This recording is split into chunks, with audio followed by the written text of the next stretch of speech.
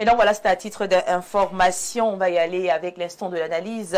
Le thème de ce matin présidentiel au Cameroun, comment comprendre l'échec constant de l'opposition. Je l'ai rappelé à l'entame de l'émission, depuis le retour du multipartisme, on a eu 5 élections présidentielles en 1992, 2004, 1997, 2011 et 2018. La prochaine aura donc lieu en octobre prochain, en 2025. Et on se rend quand même compte qu'en 92, on a eu une petite différence, c'est que John Foudi était deuxième avec un petit écart seulement, n'est-ce pas, du candidat du Rassemblement démocratique du peuple camerounais, Paul Biya. Alors ce matin, forcément, l'opinion s'interroge pour savoir quelles pourraient être les raisons de ces échecs permanents, récurrents, toujours enregistrés à chaque fois qu'on a un scrutin présidentiel au Cameroun. Naturellement, la première question est celle de savoir qu'est-ce qui peut donc justifier l'échec de l'opposition. Bernard Ouna. L'échec de l'opposition n'est pas aller chercher loin. L'opposition n'a pas... En face de l'opposition, il faut le dire comme ça, ceux qui nous regardent à l'étranger, parce que habituellement, quand on vient sur des plateaux de télévision, on fait le malin en pensant qu'on peut facilement battre Paul Biya, le RDPC. C'est une grosse machine, c'est un rouleau compresseur. Le RDPC est une force terrible dont l'opposition, pour qu'elle s'en sorte, c'est souvent très difficile parce que de plus en plus aujourd'hui, nous avons une opposition qui se contente de rester à Douala et à Yaoundé, dans les journaux classiques et dans les réseaux sociaux. Et pourtant, vous voyez le Cameroun est vaste. Le Cameroun est vaste, il faut un maillage territorial conséquent pour prétendre, pour rêver prendre le pouvoir. Donc, vous voyez, nous avons 10 régions, nous avons 58 départements, nous avons 360 communes. Et vous allez remarquer que la plupart des partis qui aspirent à la fonction de président de la République ne sont même pas dans 100 arrondissements sur 360. Sans même, c'est exagéré. C'est exagéré. Ça, c'est pas moi qui le dis, les statistiques le prouvent. Donc, quand les gens nous regardent à l'étranger, ils se demandent pourquoi le président Biya s'en sort. Comment il fait? Comment il fait pour rester autant au pouvoir? Comment il fait pour gagner régulièrement ses adversaires politiques? Je vous assure que l'organisation du RDPC, que je connais bien, c'est 377 sections à travers le monde. C'est-à-dire 360 au Cameroun et 17 à l'international. Vous voyez que le RDPC a 17 sections dans le monde entier. 360 sections au Cameroun. Je vous prends un exemple. Quand vous prenez par exemple la section départementale du RDPC du Ndé, qui a pour présidente Madame le ministre Ketia Cortès, c'est des centaines et des centaines de sous-sections. Donc, je vais vous montrer un peu à quoi ça ressemble. Des centaines de sous-sections, c'est 3 organes. C'est-à-dire, il y a les hommes en centaines, il y a les jeunes en centaines, et il y a les femmes en centaines. Des responsables des bureaux de sous-sections. Chaque bureau compte 13, je ne sais pas exactement combien c'est déjà aujourd'hui comme membres. Et puis, à côté de ces centaines de membres, des sous-sections, il y a des milliers de présidents de comités de base et leurs bureaux. Un bureau, c'est peut-être 11 membres. Je n'ai pas le chiffre exact, quelqu'un va nous dire tout à l'heure. Et puis vous avez des milliers et des milliers de responsables de cellules avec leurs bureaux. Je vous dis que rien que ce personnel des organes de base du parti dans cette section-là, vous avez déjà des centaines de milliers de personnes qui sont responsables locaux du parti. C'est-à-dire qu'eux seuls, c'est déjà tout un bétail électoral sérieux, conséquent. Donc je veux dire que l'opposition se bat. L'opposition se bat comme elle peut, au-delà de penser qu'elle doit absolument ou impérativement se réunir, s'associer, avoir un candidat unique. Non, là, ça, c'est autre chose. Mais je vous dis que ce qu'il faut retenir pour ceux qui nous regardent à l'étranger, c'est que le RDPC est trop fort. Le RDPC est un gros rouleau compresseur. Il est superbement implanté sur l'ensemble du territoire national jusqu'au dernier petit village frontalier du Tchad, de la Guinée équatoriale, du Gabon, de la Centrafrique, du Nigeria. Ça, c'est le RDPC. Et ce qui certainement manque donc au parti de l'opposition. Ils sont à Yaoundé dans les réseaux sociaux, ils sont à Yaoundé, ils doivent aller dans les réseaux sociaux. D'accord, merci. On va revenir pour votre deuxième prise de parole. On a donc Serge, on a d'abord Jacques Bisson. Vous nous venez du PCRN, donc un parti d'opposition. Peut-être vous êtes mieux placé pour nous dire, selon vous, qu'est-ce qui empêche donc à l'opposition de créer l'alternance? pour ce baptême de feu, permettez-moi de décrier, Andrea, le fait que vous m'avez pris à contre-pied. Je pensais que Monsieur Onana était Bernard Ona était un journaliste, directeur de publication, et donc pas un membre assumé du PCRN qui est là sur le plateau pour faire la campagne, du RDPC qui est là sur le plateau pour faire la campagne de parti. Donc, je ne suis pas venu préparer pour une contradiction. Mon très cher ami. Moi, je ne parle pas du... Vous avez fait la campagne d'un parti. Une préoccupation sur une thématique. Les auditeurs, les téléauditeurs sont là pour Tu as la possibilité de parler du PCRN. Voilà. Hein. Je voudrais juste ce qui concerne le PCRN. La thématique à notre attention aujourd'hui nous ramène un peu plus loin avant les années d'indépendance, avant les années 90. Okay. Parce que en réalité, si nous revenons vers les années 1960, on va comprendre que l'indépendance a été donnée à ceux qui en demandaient le moins. Et c'est même ça le problème de l'opposition camerounaise. C'est-à-dire, à ceux qui en demandaient le moins, c'est-à-dire le président Ahidjo n'avait rien fait dans ce Cameroun dans les luttes d'indépendance. Ceux qui ont lutté pour l'indépendance ont été soit assassinés, le cas de Ruben Oumyobé, soit mis en forêt pour le maquis. Résultat de course, puisque le président Ahidjo a reçu le pouvoir de manière incestueuse, il devait le maintenir et le conserver de la même manière. Qu'est-ce qu'il a fait pour la population, par exemple, pour ses frères du Nord? Il a renforcé le pouvoir des musulmans avec le président de l'UNDP, M. Bello Bouba Magari, au détriment de ses frères chrétiens. Ce qui faisait en sorte que jusqu'aux années, ce climat a été maintenu jusqu'aux années 92, où le président Paul Biya a accédé au pouvoir. Nous avons donc assisté à une séance, à un schéma dans lequel les chrétiens ont vu en l'arrivée du président Biya une sorte de reconfiguration de l'espace politique. C'est en 91, par exemple, on a le président de l'ADD, Daikoli Daissala, qui a tout fait. MDR. Oui, MDR, merci. Daikoli Daissala, qui a tout fait pour s'insérer dans l'échiquier politique et se réaffirmer. Vous comprenez que jusqu'ici, aucun enjeu politique ne met le citoyen, le Camerounais au centre du débat. Jusqu'en 91, la politique se fait juste pour le positionnement.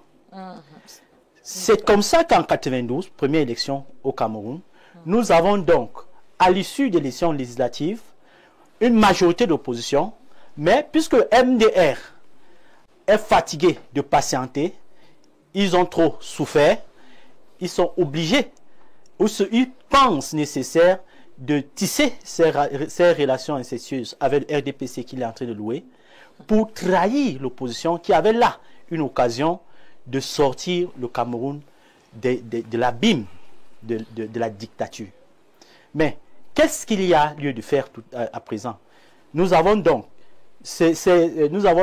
hérité en fait cette distorsion qui fait en sorte que de 92 à 97, le pouvoir a donc compris qu'il y avait une occasion.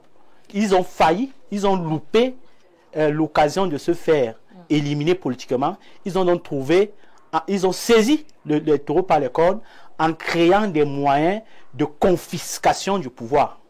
C'est ainsi qu'on voyait en 97, par exemple, certains leaders de l'opposition étaient soit affectés disciplinairement, soit mis en prison de manière anarchique, soit exilés, tout simplement. Vous comprenez que c'est ce que le leader du PCRN appelle l'impuissance apprise, qui a été imposée aux citoyens qui ont compris au fil des années que la politique, c'est pour le fort, c'est pour celui qui a de l'argent, c'est pour celui qui a le pouvoir, alors que c'est un débat d'idées, c'est une contribution citoyenne qui contribue à bâtir une nation. Mais heureusement pour nous, nous avons cette nouvelle génération de politiciens, incarnés ici par le président honorable Cabral Bi, qui viennent nous donner un souffle nouveau. Ils viennent nous faire comprendre que même sans avoir les moyens, nous pouvons mener une dynamique. Nous avons vu un étudiant drainer des jeunes nous avons vu un étudiant qui a pu se faire le capital confiance que Cabral a aujourd'hui.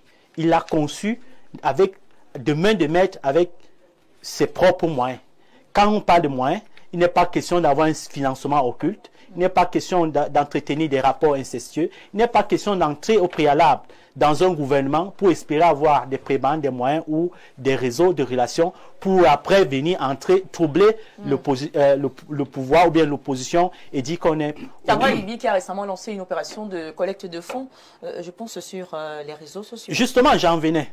Vous voyez par exemple que la semaine dernière, pour sortir, oui, la semaine dernière, le président Cabral, nous avons organisé une séance de collecte de fonds dans notre QG, dans ces moyens de répression du RDPC et de ses alliés, le gouvernement. Ils sont venus interdire cette séance de collecte de fonds. Cela ne nous a pas empêché de pouvoir collecter la semaine dernière, juste pour cette séance de lancement, une bagatelle de 30 millions de francs qui nous permettent déjà d'assurer la caution. Il nous reste à lever 2 milliards.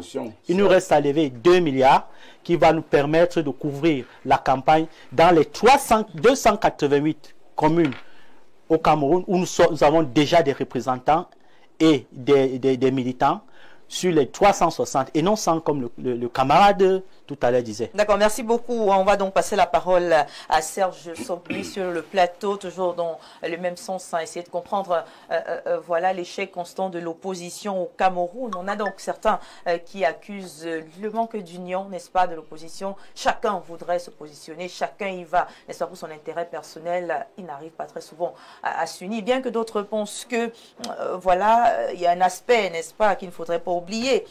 Sans union, il n'y a pas victoire. Non, beaucoup ont créé, n'est-ce pas, une nouvelle thèse, voilà, qu'ils partagent et qui se disent que, voilà, même sans union, on peut arriver, n'est-ce pas, à créer l'alternance. Mais la question que l'on se pose, c'est celle de savoir, est-ce qu'il y a un leader politique dans l'opposition qui a donc suffisamment cette force-là pour porter ce genre de thèse?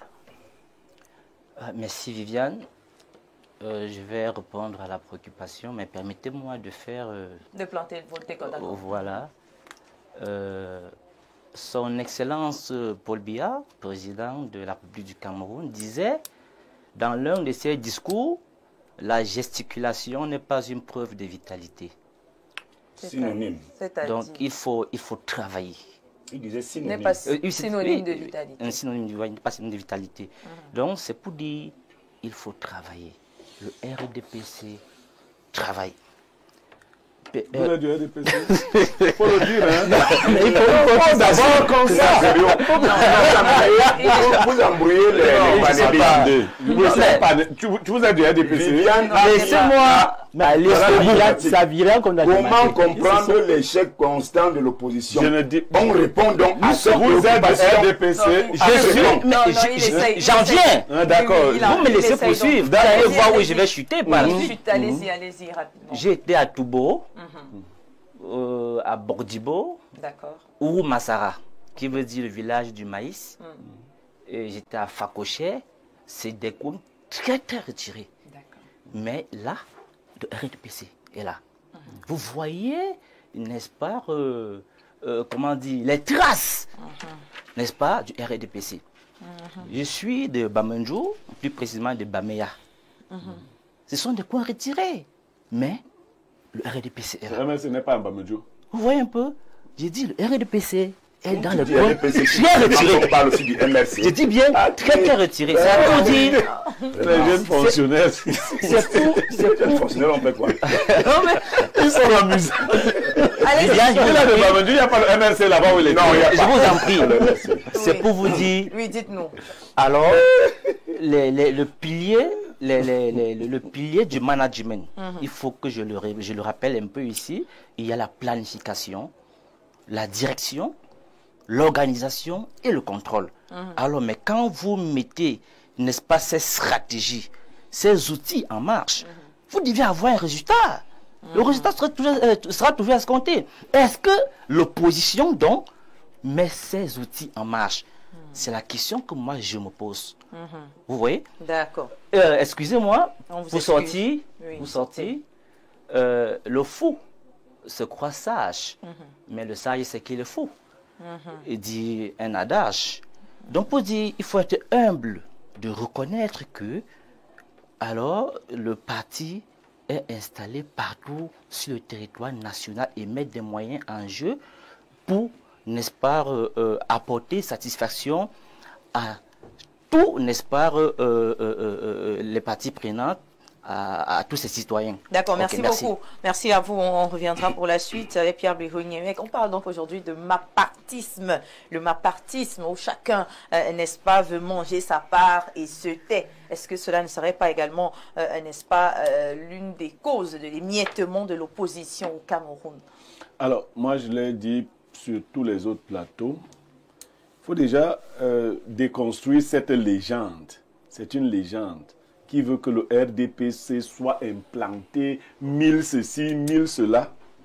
Malgré tous les tripatouillages du RDPC, moi je parle des chiffres, hein. Le RDPC s'est attribué en 2018 pour Paul Biya 2 461 733 suffrages valablement. Voilà. Pour un pays qui a un potentiel de près de 15 millions de votants. C'est-à-dire le président Paul Biya, qui vient de faire 7 ans, a eu moins de 2 500 000 votants pour lui, malgré toute cette machine-là, jusqu'en Russie. Parce que quand vous voyez, il faut bien qu'on précise, les scores russes que vous voyez souvent là, c'est d'abord une grosse participation, ensuite de gros résultats. Ici, voici ce que le président Paul Biya a eu. Sur combien de votants?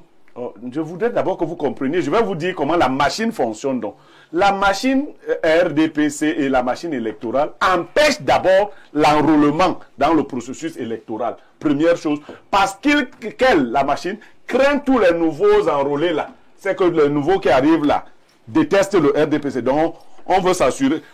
Ils ont ce qu'ils appellent, ce chiffre que je viens de vous donner correspond à peu près au sommier du RDPC. C'est-à-dire que ce n'est que les RDPC qu'on enrôle, première chose.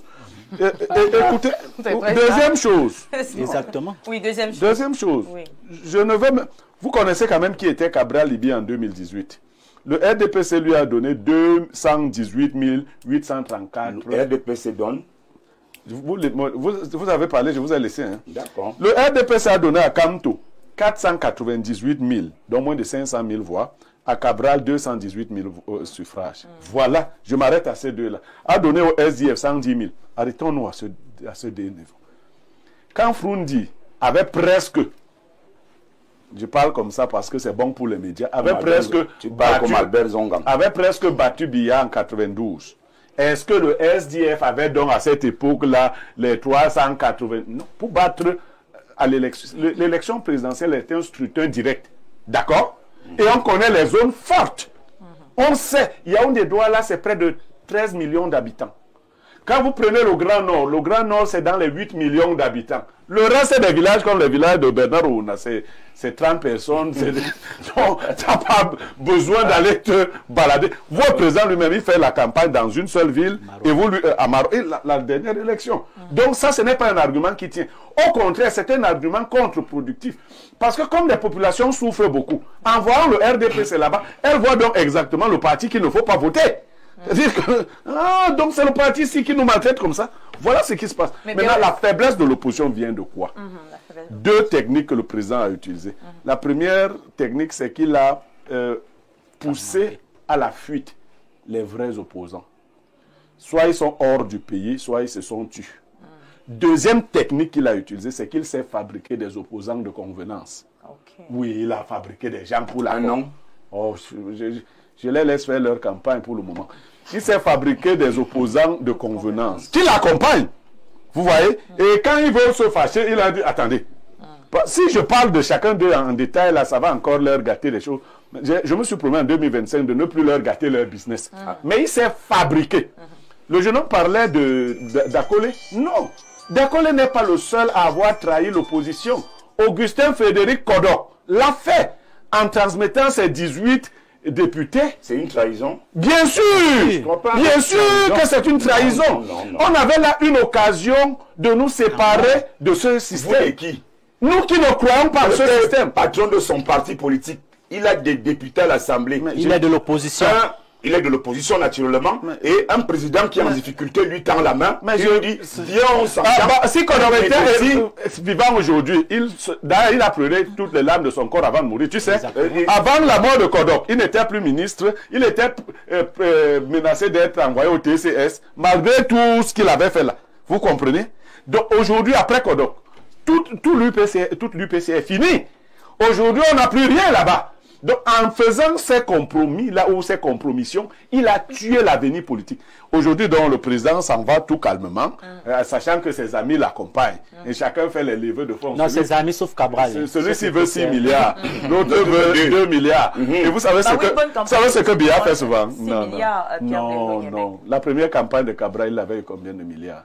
Quand le Myoba avait souvent combien de milliards? Quand le peuple t'aime, tu n'as pas besoin de milliards. Les milliards, là, c'est pour que les gens s'assurent. Vous voulez dire que l'argent ne pose pas également un problème? Non, pas vraiment. C'est le discours qu'il tenait avant nous. Maintenant, le dernier virage, c'est chacun veut l'argent. Chacun veut l'argent. Chacun veut gérer. Vous voulez gérer les milliards pour aller se reposer quelque part. Non.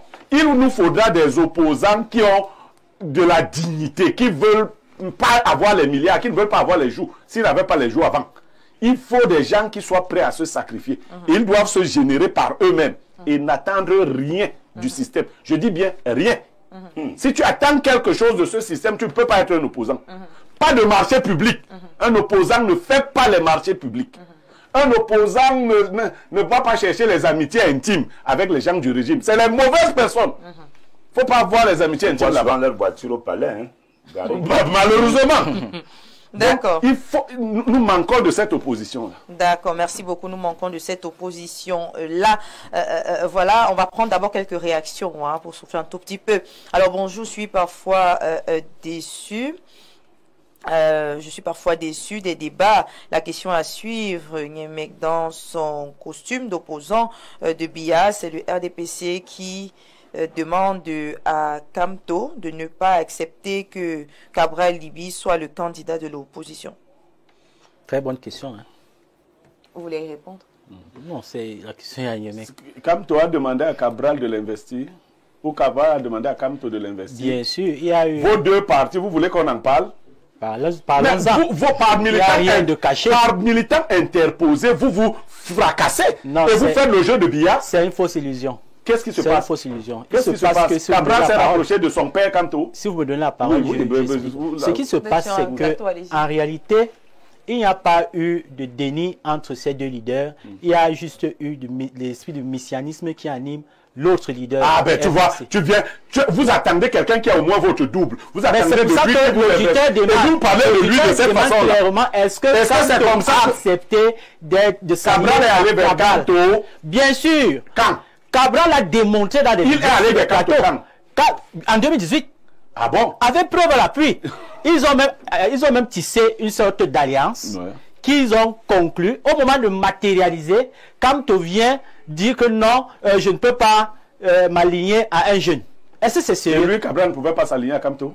Sur quelle base? Si on ne peut pas formaliser notre contrat, je vais m'aligner sur la base de quoi? Voilà. Vous voyez un peu? Tout ce que Cabral demandait, tout ce que Cabral demandait, c'est juste d'avoir un document qui permettra, qui aidera de parchemin, afin que ces deux, étant dans un même plan d'action, puissent savoir comment ils vont fonctionner. Quelles sont les personnalités qui ont accompagné Cabral auprès de Kamto?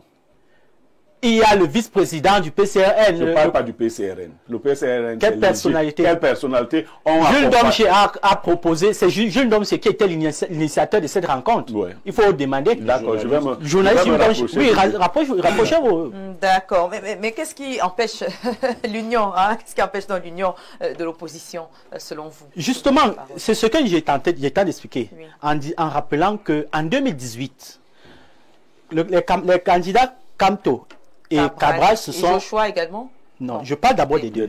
Se sont rencontrés dans une plateforme de conciliation afin d'avoir un candidat unique.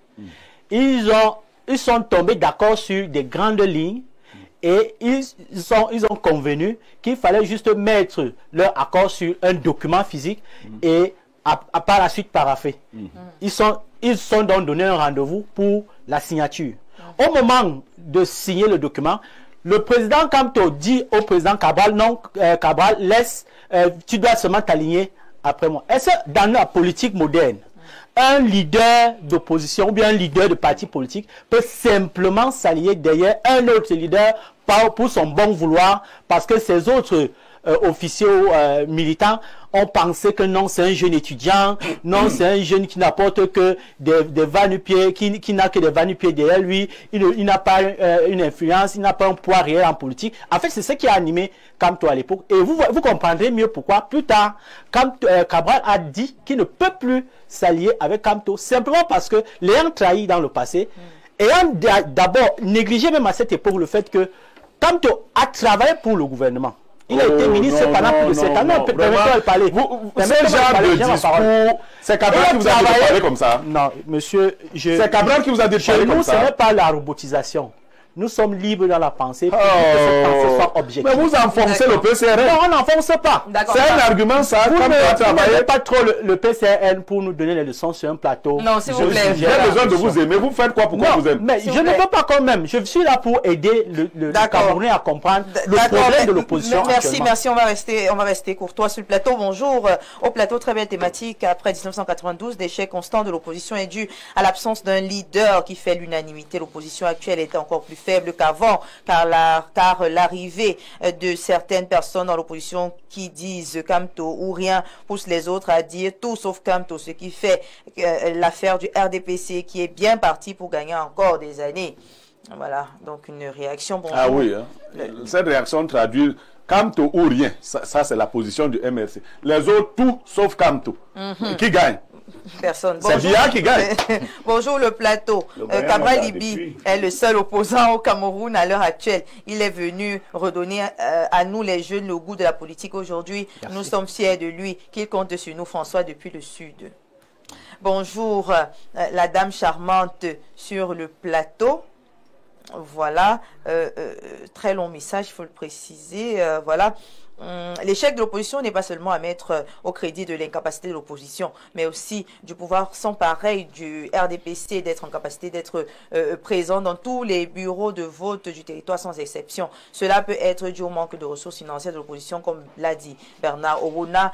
Ce n'est pas une question de campagne, c'est la triste vérité. Une petite anecdote concernant l'élection présidentielle 2010, là je m'exprime en tant qu'observateur présent durant la scène du dépouillage dans mon village dont je vais taire le nom. J'avais alors environ 13 à 14 ans, il était environ 20 heures. Au moment de la dépouille, il se trouve qu'il y ait parmi les bulletins dans l'urne environ une vingtaine de voix pour Dan Esther et quelques secondes après, les 10 voix sont transformées en voix du RDPC, faisant ainsi 100%, ce qui a valu le passage de l'électricité dans notre village. Voilà. Tant que l'opposition ne pourra pas être présent dans chacun des bureaux de votre de vote en octobre pour suivre le dépouillage, le RDPC gagnera toujours, peu importe la manière.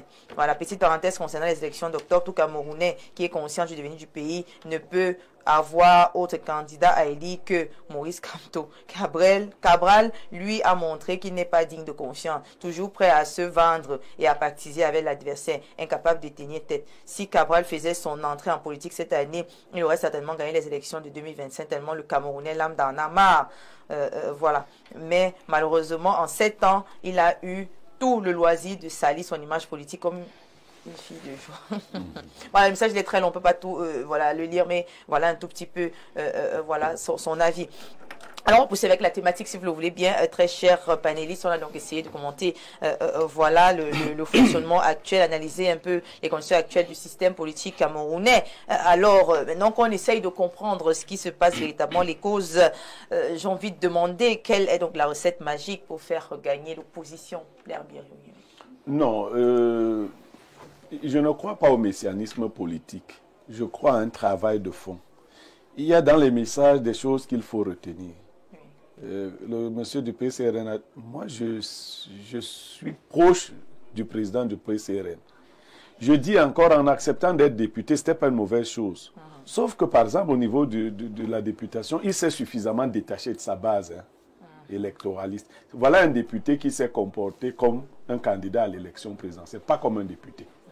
Il devait comprendre que c'était deux personnages, d'une part. D'autre part, l'effet Macron qui avait emporté les gens en 2018 n'existe plus. il faut un travail de fond. Et pour cela, il faut des alliances. Elles peuvent même être des alliances contre nature. C'est-à-dire que l'opposition, si elle veut travailler, Kamto, Cabral, Oshi, pour ceux qui sont là actuellement, Madame Ndamjoya, devrait mettre sur pied une vraie plateforme. Et dans cette plateforme, le secret, c'est qu'il n'y ait pas un messie. Il n'y a pas quelqu'un qui ait toutes les caractéristiques pour être chef d'État.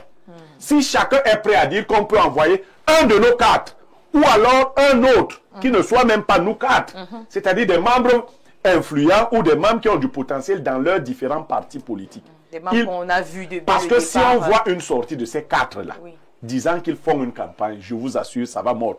Même la collecte des fonds, là, pas les miettes qu'ils veulent ramasser là, les uns et les autres. Si ces quatre-là se présentent, ce seront de vraies collectes de fonds. Mais si chacun continue à faire le jeu du RDPC, je vais donc soupçonner que tous sont les amis du RDPC. Ils voient le RDPC dans la nuit. Vous savez, le RDPC a un envoyé que Bernard connaît. Grégoire. Il marche souvent la nuit. Oui, oui. Tout à fait. Voilà. D'accord, ok, merci beaucoup. On va prendre peut-être également la réaction de Jacques Bisson. Selon vous, quel est donc le secret, n'est-ce pas? Quels pourraient être vos conseils à donner à l'opposition pour pouvoir essayer de créer l'alternance, tout simplement? Je tiens d'abord à mettre quiconque à défi sur ce plateau ou même dans les médias de prouver ou bien d'apporter la moindre preuve de ce que le président Cabral a gagné un marché public au Cameroun. Parce qu'il a dit à Mondovision qu'il a été approché pour décaisser une somme de 200 millions à l'élection présidentielle, ce qu'il a décliné. Personne n'a démenti. Il a été approché pour les postes ministériels, personne n'a démenti. Quelqu'un l'a dit sur ce plateau?